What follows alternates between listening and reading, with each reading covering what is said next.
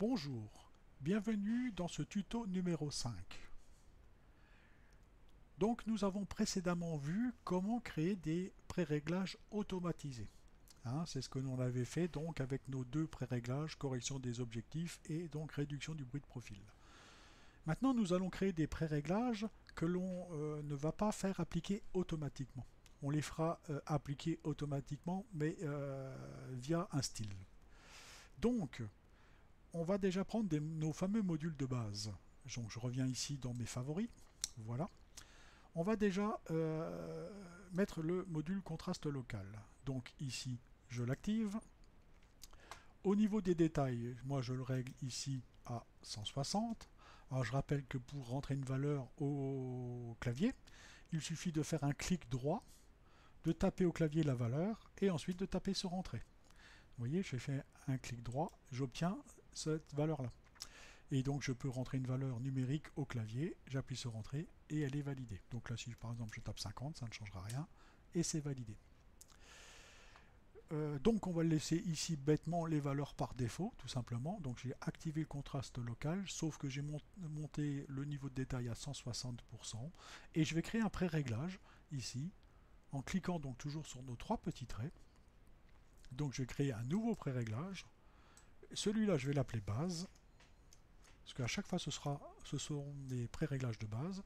Et par contre, je ne clique pas ici dans appliquer automatiquement ce pré-réglage aux images correspondantes.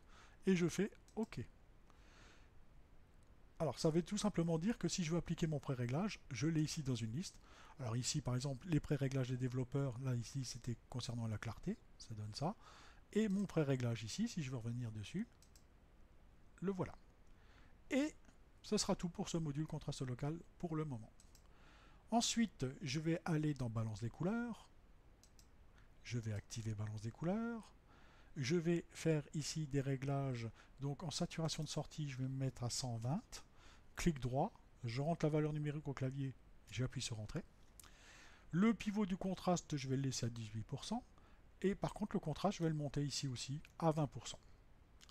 Et je vais taper Entrée. Ensuite, je vais laisser ici tout le reste du module à ses valeurs par défaut. Et je vais enregistrer un pré-réglage. Ici, nouveau pré-réglage. Je vais l'appeler base. Voilà. Et je ne clique toujours pas dans aucune des cases ici.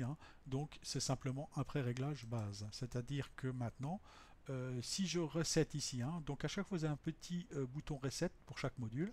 Donc ici, les valeurs que j'ai réglées, si je les reset, ça revient aux valeurs par défaut. Si maintenant je réapplique mon pré-réglage base, on remet les valeurs que j'ai réglées. Voilà. Donc le suivant, je vais faire égalisateur de contraste. Donc je vais l'activer. Je vais aller ici. Et je vais simplement utiliser un pré-réglage qui existe déjà. Renforcer la netteté. Donc je vais y prendre tous les réglages. Et je vais créer un pré-réglage personnel. Avec les mêmes réglages en fait que renforcer la netteté. Ce qui va remplacer notre fameuse case que nous n'avions pas cochée donc dans le tuto numéro 1. Donc ici, je fais nouveau pré-réglage. Je vais l'appeler aussi base. Et je ne l'applique pas automatiquement non plus. Et je fais OK. Donc maintenant, ici dans les pré-réglages, que je clique sur renforcer la netteté ou que je clique sur base, c'est exactement la même chose.